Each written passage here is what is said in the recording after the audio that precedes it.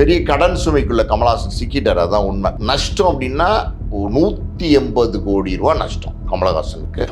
கிட்டத்தட்ட 180 கோடி ரூபா நஷ்டம். மாசம் மாசம் பெரிய கடன் சுமை வட்டி கட்டணும் போது ரஜினி கிட்ட ஒரு படம் பண்ண சொல்லி கேட்கிறார். ரஜினி கிட்ட ஆல்ரெடி 2-3 வருஷமாவே ஒரு படம் பண்ண சொல்லி கேட்டுட்டே இருக்காரு. சில காரணங்கள்னால அது அமையாமே இருந்துட்டு இருக்கு. கமல் ஒரு பக்கம் நடிச்சிட்டு இருந்தார், ரஜினி ஒரு பக்கம் நடிச்சிட்டு இருந்தார். இன்னைக்கு வந்து நஷ்டம் போது ரஜினி நீங்க கண்டிப்பா ஒரு படம் பண்ணி கொடுக்கணும் அப்படின்னு சொன்னோன்னே ரஜினி வந்து ஓகே கமல் நான் பண்றேன், அடுத்த படமே உங்களுக்கு பண்றேன் அப்படின்னு சொல்லி கமிட்மெண்ட் கொடுத்துட்டாரு. அந்த படம் தான் இப்போ வந்து 173. கமலஹாசன் வந்து லோகேஷ் கனகராஜ் இந்த படத்தை பண்ணட்டும், நம்ம 2 பேரும் சேர்ந்து பண்ற படத்தை சொல்லிட்டாரு. ஆனா ரஜினிக்கு வந்து விருப்பம் இல்ல. கமலுக்கு லோகேஷ் மேல பெரிய நம்பிக்கை இருக்கு, ஆனா ரஜினிக்கு வந்து லோகேஷ் மேல பெரிய நம்பிக்கை இல்ல. போலிக்கு அப்புறம் லோகேஷ் மேல சில குற்றச்சாட்டுகளும் அந்த நேரத்தில் சொல்லப்பட்டது. என்ன அப்படின்னா ரஜினி செட்டுக்கு வந்ததுக்கு அப்புறம் தான் லோகேஷ் பல நேரங்களில் செட்டுக்கு வந்தாரு, ஒரு ஆட்டிடியூடா பிஹேவ் பண்ணாரு, இப்படியான குற்றச்சாட்டுகள் இருந்தது. உண்மைதான். ஸோ அந்த விஷயங்கள்லாம் கணிச்சு பார்க்கும்போது ரஜினி வந்து மறுபடியும் லோகேஷோட சேர்ந்து பண்ண விரும்பல.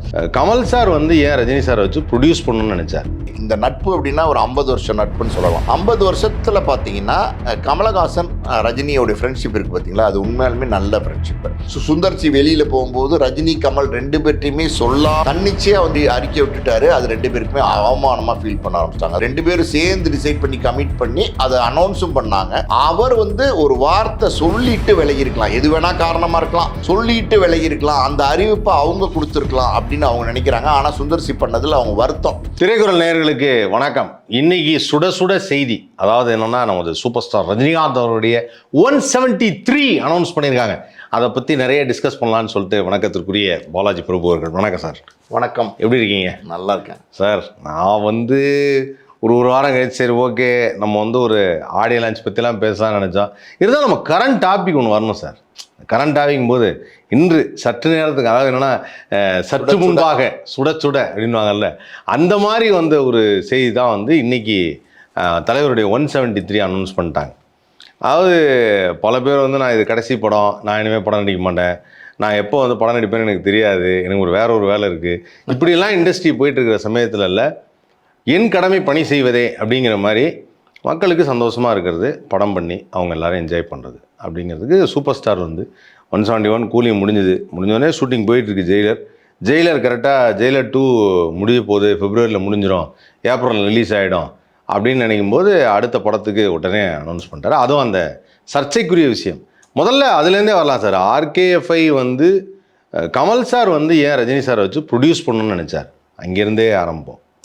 கமல் சார் வந்து ரஜினி சாரை ப்ரொடியூஸ் பண்ணணும்னு ரொம்ப நாளாகவே நினைக்கிறாரு. கமல் ரஜினி 2 பேரும் சேர்ந்து பார்த்தீங்கன்னா சினிமாவுக்கு ஒன்றா வந்தவங்கன்னு சொல்லலாம். கமல் வந்து 10 வருஷத்துக்கு முன்னாடி வந்திருந்தா கூட ரஜினி வந்த காலகட்டத்தில் தான் கமலுமே வந்து ஒரு ஹீரோவாக வந்து கன்வெர்ட் ஆகிறார். நிறைய சின்ன சின்ன படங்கள் நடிச்சிட்டு இருந்தார். ஒரு பக்கம் ரஜினி வந்து வில்லனாக நிறைய படங்கள் நடிச்சிட்டு இருந்தார்.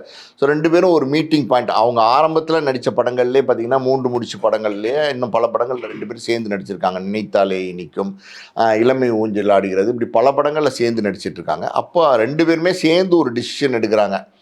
நமக்கு 2 பேருக்குமே தனித்தனியாக மார்க்கெட் இருக்குது, 2 பேருக்குமே ஒரு ஆடியன்ஸ் வந்து உருவாயிட்டாங்க, அதனால் நம்ம இனிமேல் தனித்தனியாக நடிப்போம், சேர்ந்து நடிக்க வேண்டாம் அப்படிங்கிற ஒரு முடிவு எடுத்து அப்புறம் 2 பேரும் பிரிகிறாங்க. அதுக்கப்புறம் 2 பேரும் சேரவே இல்லை. அதான் ரொம்ப முக்கியம். எந்த படத்துலையுமே எங்கேயுமே சேரல. கேமியோவை கூட வந்து 2 பேரும் ஒருத்தருக்கு ஒருத்தர் வந்து அப்பியரன்ஸ் கொடுக்கல.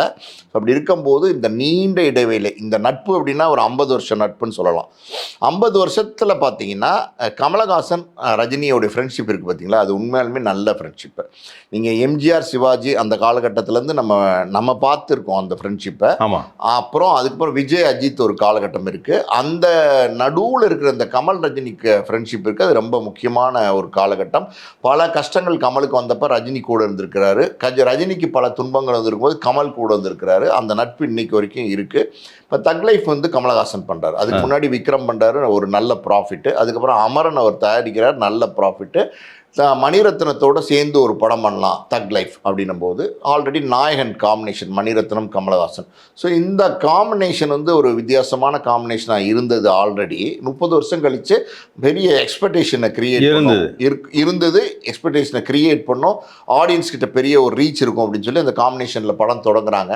அது பல வருடங்களாக பார்த்தீங்கன்னா ஏன் மணிரத்னமும் கமலும் சேர்ந்து பண்ணல மறுபடியும் அப்படின்னு ஒரு பேச்சு இருந்துச்சு. ஏன் ரஜினியும் மணிரத்னம் சேர்ந்து பண்ணல அப்படின்னு ஒரு பேச்சு இன்றைக்கும் இருந்துகிட்டு தான் இருக்குது.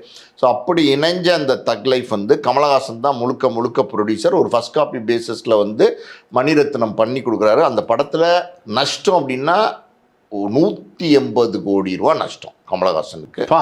180 கோடி ரூபாங்கிறது வந்து பார்த்திங்கன்னா பெரிய நஷ்டம், கிட்டத்தட்ட ஒரு 200 கோடி ரூபா. இங்கே என்ன பிரச்சனை அப்படின்னா இந்த 180 கோடி ரூபா அப்படியே இருக்குமானா வட்டியாக வந்து குட்டி போட ஆரம்பிக்கும். மாதம் மாதம் பார்த்தீங்கன்னா பல கோடி வந்து 2 ரூபா இன்ட்ரெஸ்ட்டுன்னு நீங்கள் எடுத்துக்கிட்டிங்கன்னா 2% இன்ட்ரெஸ்ட் நீங்கள் எடுத்துக்கிட்டிங்கன்னா கூட 100 கோடிக்கு வந்து 2 கோடி மாதம் மாதம் கட்டணும். 180 கோடிக்கு வந்து 4 கோடி ரூபாய்க்கு கிட்ட இன்ட்ரெஸ்ட்டே மாதம் மாதம் கமலஹாசன் கட்டணும் போது பெரிய கடன் சுமைக்குள்ள கமலஹாசன் சிக்கிட்டார். அதான் உண்மை. கமலஹாசன்ட்டு அதுக்குன்னு வீடு இல்லையா, வாசல் இல்லையா, கார் இல்லையா அப்படின்னா அது வேற விஷயம் சார். அவரை பொறுத்த வரைக்கும் வந்து கமல் சார் வந்து ஒரு விஷயம் சொல்றாரு, சினிமாவில் தான் சம்பாதிச்சேன், சினிமாவில் தான் இழந்தேன், மறுபடியும் திரும்பி சினிமாவில் தான் சம்பாதிப்பேன். அதில் ரொம்ப கிளியராக இருக்கார் சார். அவர்கிட்ட நான் இது வரைக்கும் நோட் பண்ணதே என்னன்னா, நஷ்டம் பண்ணதாலும் திருப்பி எடுக்கிறாரு. திருப்பி அந்த ஒரு இந்த கஜினி முகமது படம் எடுக்கிற மாதிரி அவர் வந்து மறுபடியும் இந்த சினிமாவை நோக்கி தான் வர்றார். அதில் டவுட்டு கிடையாது. கமல் வந்து சினிமாவை வந்து ரொம்ப ஆழமாக நேசிக்கக்கூடிய ஒரு கேரக்டர். கமல் வந்து பல படங்கள் வந்து வெற்றி படங்கள் கொடுத்துருக்கிறாரு. ராஜ்கமல் நிறுவனம் பார்த்தீங்கன்னா நிறைய எக்ஸ்பெரிமெண்டல் ப்ராஜெக்ட்ஸ்லாம் நிறைய ப்ராஜெக்ட்ஸ் பண்ணியிருக்காங்க. ஆமாம் சார். வந்து இந்த கடமை கண்ணியம் கட்டுப்பாடுன்னு ஒரு படம், அந்த படத்தை நான் பார்த்துட்டு யோசிச்சேன். Kamal sir production, Sathyaraj hero. படம் வந்து அப்படி ஒரு நெகட்டிவ் கேரக்டர், அதாவது போலீஸ் ஆஃபீஸர்னா ரஃப் அண்ட் டஃப்பான போலீஸ் ஆஃபீஸரு, காமெடி கிடையாது, அப்படி ஒரு டென்ஷனாக போகும் படம். அந்த படத்தெல்லாம் கொடுக்குறதெல்லாம் பெரிய விஷயம். இல்லை, கமலை பொறுத்த வரைக்கும் இப்போ அமரனே எடுத்தார். அமரன் வந்து உண்மையிலுமே ஒரு ரிஸ்கான சப்ஜெக்ட். இப்போ சிவகார்த்திகேயன் ஒரு காமெடி நடிகர், அவர் ஒரு காமெடி ஹீரோவாக நடிச்சிட்டு இருந்தார். அவரை கொண்டு போய் ஒரு ஆக்ஷன் ஹீரோவாக மாற்றுறது மட்டும் இல்லாமல் ஒரு இன்வால்மெண்ட்டோட நடிக்கணும். நீங்கள் ஒரிஜினல் ஸ்டோரி. ஆமாம், ஒரிஜினல் ஸ்டோரி, அது இன்வால்மெண்ட்டோட இருக்கணும். அப்படி ஒரு படம் எடுக்கிறார் அப்படின்னா அது கொஞ்சம் ரிஸ்க்கு தான். எடுத்தார், ஆனால் வந்து சக்ஸஸ் பண்ணிட்டார். அந்த மாதிரி நிறைய பரீட்சை பண்ணுவார் கமல். அந்த வகையில் பார்த்தீங்கன்னா கமல் நீங்கள் சொன்ன மாதிரி பார்த்தீங்கன்னா அவர் சம்பாரித்த பணம்லாம் சினிமாவில் தான் போட்டிருக்காரு. ஸோ இன்றைக்கி வந்து கிட்டத்தட்ட 180 கோடி ரூபா நஷ்டம், மாதம் மாதம் பெரிய கடன் சுமை, வட்டி கட்டணும் போது ரஜினிகிட்ட ஒரு படம் பண்ண சொல்லி கேட்குறாரு. ரஜினிகிட்ட ஆல்ரெடி 2-3 வருஷமாகவே ஒரு படம் பண்ண சொல்லி கேட்டுக்கிட்டே இருக்காரு. சில காரணங்கள்னால அது அமையாமே இருந்துகிட்டு இருக்கு. கமல் ஒரு பக்கம் நடிச்சிட்டு இருந்தார், ரஜினி ஒரு பக்கம் நடிச்சிட்டு இருந்தார். இன்றைக்கி வந்து நஷ்டம்னும் போது ரஜினி நீங்கள் கண்டிப்பாக ஒரு படம் பண்ணி கொடுக்கணும் அப்படின்னு சொன்னோன்னே ரஜினி வந்து ஓகே கமல் நான் பண்ணுறேன், அடுத்த படமே உங்களுக்கு பண்ணுறேன் அப்படின்னு சொல்லி கமிட்மெண்ட் கொடுத்துட்டாரு. அந்த படம் தான் இப்போ வந்து 173. ஆனால் ஃபஸ்ட்டு சார் ஜெயிலர் 2 பண்ணிகிட்டு இருக்கும்போது இந்த கூலி முடிஞ்சோன்னா வந்து ரஜினி கமல் இணையம் திரைப்படம் ஆர்கேஃபைன் ரெட் ஜெயிண்ட்னு ஒன்று வந்தது. அதில் நாங்கள் இன்னும் டேரக்டர் தேர்வு செய்யலை அப்படின்னு சொல்லிட்டு ரஜினி சாரே ஒரு ஃப்ளைட் ஏறும்போது ஏர்போர்ட் வாசலில் பேசுகிறார். இன்னும் டேரக்டர் வந்து முடிவு பண்ணல அப்படின்னு சொல்லிட்டு போயிட்டார்.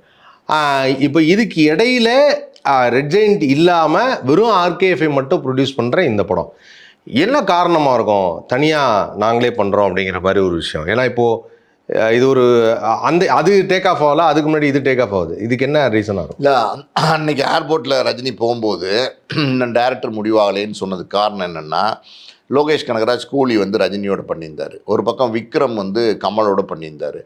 இந்த ரஜினி கமல் அப்போ வந்து சேர்ந்து நடிக்கிறதா இருந்துச்சு ஒரு ப்ராஜெக்ட். ரெண்டு பேருமே ஸ்க்ரீன் ஸ்பேஸ் ஷேர் பண்ணி சேர்ந்து நடிக்கிறதா இருந்துச்சு. அந்த ப்ராஜெக்ட் வந்து லோகேஷ் கனகராஜ் தான் டைரக்ட் பண்ண போகிறார் அப்படிங்கிற ஒரு கருத்து வந்து சோஷியல் மீடியா ஃபுல்லாக பரவலாக ஸ்ப்ரெட்டாக இருந்துச்சு. லோகேஷ் தான் பண்ண போகிறார், 100 கோடி சம்பளம், எல்லாம் ஒரு பக்கம் பேச ஆரம்பிச்சிட்டாங்க. ஸோ அது வந்து சரியில்லை அப்படிங்கிறதுக்கு அதுக்கு முற்றுப்புள்ளி வைக்கணும்னு தான் வந்து ரஜினி வந்து டைரக்டர் இன்னும் கமிட் ஆகலை அப்படிங்கிற வார்த்தையை குறிப்பாக பேசிட்டு போகிறார் ஏர்போர்ட்டில். அது காரணம் என்ன அப்படின்னா, லோகேஷ் தான் பண்ணுறதா இருந்துச்சு. கமலஹாசன் வந்து லோகேஷ் கனகராஜ் இந்த படத்தை பண்ணட்டும், நம்ம 2 பேரும் சேர்ந்து பண்ணுற படத்தைன்னு சொல்லிட்டாரு. ஆனால் ரஜினிக்கு வந்து விருப்பம் இல்லை. கமலஹாசனை பொறுத்த வரைக்கும் விக்ரம் மிகப்பெரிய வெற்றி படம் லோகேஷ் கொடுத்தாரு, கலெக்ஷன் அள்ளி குவிச்சிச்சு கமலஹாசனுக்கு. கமலுக்கு லோகேஷ் மேலே பெரிய நம்பிக்கை இருக்குது, ஆனால் ரஜினிக்கு வந்து லோகேஷ் மேலே பெரிய நம்பிக்கை இல்லை. கூலிக்கு அப்புறம் கூலி வந்து பெரிய லெவலில் ஒரு பேங் பண்ணிடுவார், ஒரு மிகப்பெரிய ஒரு ஷூட் ஷாட் அடிப்பார், வெற்றி படமாக மாற்றுவார்னு எதிர்பார்த்தாரு. ஆனால் அங்கே ஒரு சில தடுமாற்றங்கள் இருந்தது. ரெண்டாவது வந்து லோகேஷ் மேலே சில குற்றச்சாட்டுகளும் அந்த நேரத்தில் சொல்லப்பட்டது. என்ன அப்படின்னா, ரஜினி செட்டுக்கு வந்ததுக்கு அப்புறம் தான் லோகேஷ் பல நேரங்களில் செட்டுக்கு வந்தார், ஒரு ஆட்டிடியூடாக பிஹேவ் பண்ணார், இப்படியான குற்றச்சாட்டுகள் இருந்தது. உண்மைதான். ஸோ அந்த விஷயங்கள்லாம் கணிச்சு பார்க்கும்போது ரஜினி வந்து மறுபடியும் லோகேஷோட சேர்ந்து பண்ண விரும்பலை. ரஜினியை பொறுத்த வரைக்கும் சார் எப்போவுமே வந்து பார்த்தீங்கன்னா அவருடைய வெற்றி அது ரொம்ப முக்கியம்னு பார்ப்பார். அவர் இன்னை வரைக்கும் சூப்பர் ஸ்டாராக இருக்கார், இன்னை வரைக்கும் அவரோட மார்க்கெட்டை தக்க வச்சுட்டு இருக்காரு. அதாவது ஒரு விஜய் மாதிரி, அஜித் மாதிரி, சிம்பு மாதிரி, தனுஷ் மாதிரி இளம் நடிகர்களுக்கு கூட வந்து ஒரு டஃப் காம்படிட்டராக ரஜினி 75 வயசில் இருக்கார் அப்படின்னா அது அவருடைய எப்படி சொல்லுது, அவருடைய முடிவுகள்.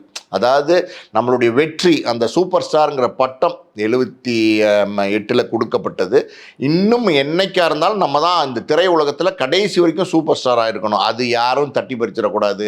அதே நேரத்தில் அந்த போட்டின்னு வரும்போது அந்த போட்டிக்கு வந்து என்றைக்குமே வந்து களத்தில் நம்ம தான் முதல் ஆளாக இருக்கணும். எப்போவுமே வந்து அந்த ஓப்பனிங், இந்த கலெக்ஷன் எல்லாத்துலேயுமே நம்ம தான் மாசாக இருக்கணும். இது தப்பு கிடையாது. ஒரு சினிமாவை நேசிக்கக்கூடிய ஒருத்தரால் தான் இப்படி நினைக்க முடியும். அதாவது 75 வயசாச்சு, நீ எதுக்கு படம் நடிச்சுக்கிட்டு ரிட்டையர் ஆகலாம் அப்படின்னு நினைக்காம 75 வயசுலையும் பேக் டு பேக் படம் நடிப்பேன். பாருங்க, ஜெயிலர் 2 நடிக்கிறாரு, இப்போ ராஜ்கமல் ஃபிலிம்ஸ்க்கு கொடுத்துருக்காரு. அடுத்து வந்து ரெட் ஜெயின்கே ஒரு தனி படம் பண்ண போறாருன்னு சொல்றாங்க. ஆமாம், இப்படி வந்து ரஜினி வந்து அந்த எல்லா காலகட்டங்கள்லையும் அவரை வந்து தக்க வச்சுக்கிறதுக்கு எப்போவுமே வந்து கரெக்டாக இருப்பார். ஸோ அந்த வகையில் வந்து இந்த ப்ராஜெக்ட் வந்து ஆல்ரெடி வந்து இது வந்து சுந்தர் சி கமிட் பண்ணது எல்லாருக்குமே தெரியும். அப்புறம் சுந்தர் சி அந்த ப்ராஜெக்ட்லேருந்து வெளியில் போனது எல்லாருக்குமே தெரியும். ஸோ சுந்தர் சி வெளியில் போகும்போது ரஜினி கமல் 2 பேர்ட்டையுமே தன்னிச்சையாக வந்து அறிக்கை விட்டுட்டாரு. அது 2 பேருக்குமே அவமானமாக ஃபீல் பண்ண ஆரம்பிச்சிட்டாங்க. அது கமல் ரஜினினா இன்றைக்கி தமிழ் சினிமாவில் மிகப்பெரிய ஆளுமைகள், கிட்டத்தட்ட 50-60 வருஷமாக பார்த்தீங்கன்னா இந்த 2 ஆளுமைகளை தவிர்த்துட்டு நம்ம சினிமாவை நினச்சி கூட பார்க்க முடியாது. அப்படி ஒரு டஃப்பான ஆளுமைகளாக இருக்காங்க. ஆனால் ஒரு இயக்குனராக அவங்க கமிட் பண்ணி 2 பேரும் சேர்ந்து டிசைட் பண்ணி கமிட் பண்ணி அதை அனௌன்ஸும் பண்ணாங்க. அவர் வந்து ஒரு வார்த்தை சொல்லிட்டு விலகியிருக்கலாம், எது வேணால் காரணமாக இருக்கலாம், சொல்லிட்டு விலகியிருக்கலாம், அந்த அறிவிப்பை அவங்க கொடுத்துருக்கலாம் அப்படின்னு அவங்க நினைக்கிறாங்க. ஆனால் சுந்தர் சி பண்ணதில் அவங்க வருத்தம். அதனால் என்னென்னா அடுத்து ஒரு நல்ல கதை தேர்வு இருக்கணும். சுந்தர் சி விலகினதுக்கப்புறம் நல்ல இயக்குனரோட பயணிக்கணும் அப்படின்னு சொல்லிட்டு ராம்குமார் பாலகிருஷ்ணன், அதாவது பார்க்கிங் படத்தோட அப்புறம் பார்த்தீங்கன்னா நம்ம டிராகன் டைரக்டர் அவர்கிட்ட கேட்குறாங்க, அஸ்வத் மாரிமுத்து. அப்புறம் பார்த்தீங்கன்னா நித்திலன் சுவாமிநாதன். அந்த நித்திலன் சுவாமிநாதன் 3 பேர்ட்டையும் கதை கேட்குறாங்க. இதில் வந்து நித்திலன் சுவாமிநாதன் வந்து